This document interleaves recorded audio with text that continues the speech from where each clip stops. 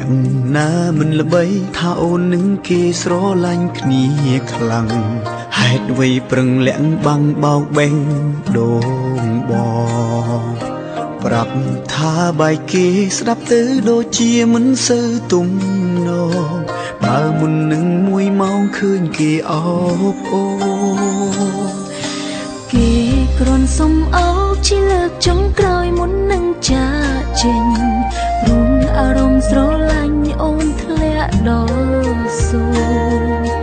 តាំងពីស្គាល់បងចិត្តពួកបងវែងនឹកតែស្ងួនទើបសុំគេដកខ្លួនរត់រកស្នេហា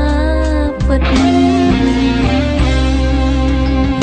ស្រឡាញ់បងបានប៉ុន្មានខែឬបានតែ2 3ថ្ងៃខ្លាចណាស្រីធ្វើឲ្យបងខូចចិត្តបងជាមនុស្សប្រុងចុងក្រោយដែលអូនហ៊ានផ្ញើជីវិតជឿយ៉ាងម៉េចបើអូនធ្លាប់ក្បត់គេបងចោលគេព្រោះតែបងដែលជាមនុស្សទៅមកក្រោយសូមត្រានត្រើយគិតម្ដងទៀតបងទេបើសិនគេជាមនុស្សល្អអូនក៏មិនដើរចោលស្នេហ៍បងព្រមថែបើគេបែបនឹងមែ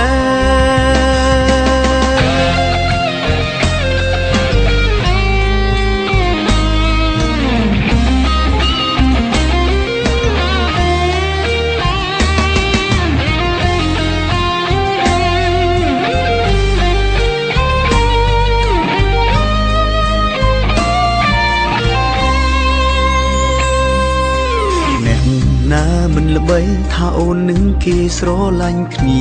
ខ្លាំងហេតុអ្វីប្រឹងលាក់បាំងបោកបេងដូងបងប្រាប់ថាបែកគេស្ដាប់ទៅដូចជាមិនសូវទំនងបើមុននឹង1 ម៉ោងឃើញគេអបអូគេគ្រាន់សុំអោបជាលើកចុងក្រោយមុននឹងចាកចេញព្រោះអារម្មណ៍ស្រឡាញ់អូនធ្លាក់ដល់សួរតាំងពីស្គាល់បងចិត្តពួកបងវែងនឹកតែស្ងួនទើបសុំគេដកខ្លួនរត់រកស្នេហាពិតស្រឡាញ់បងបានប៉ុន្មានខែឬបានតែ2 3ថ្ងៃខ្លាចណាស្រីធ្វើឲ្យបងខូចចិត្តបងជាមនុស្សប្រុងចុងក្រោយដែលអូនហ៊ានផ្ញើជីវិតជឿយ៉ាងម៉េចបើអូនធ្លាប់ក្បត់គេកុំចោលគេព្រោះតែបងដែលជាមនុស្សទៅមកក្រោយសូមត្រានត្រើយគិតម្ដងទៀតបងទេបើសិនគេជាមនុស្សល្អអូនក៏មិនដើរចោលស្នេហ៍បងព្រមថែបើគេបែបនឹងមែស្រឡាញ់បងបានប៉ុន្មានខែឬបានតែ2 3ថ្ងៃខ្លាចណាស្រីធ្វើឲ្យបងខូចចិត្តបងជាមនុស្សប្រុងចុងក្រោយដែលអូនហ៊ានផ្ញើជីវិតជឿយ៉ាងម៉េចបើអូនធ្លាប់ក្បត់គេកុំចោលគេ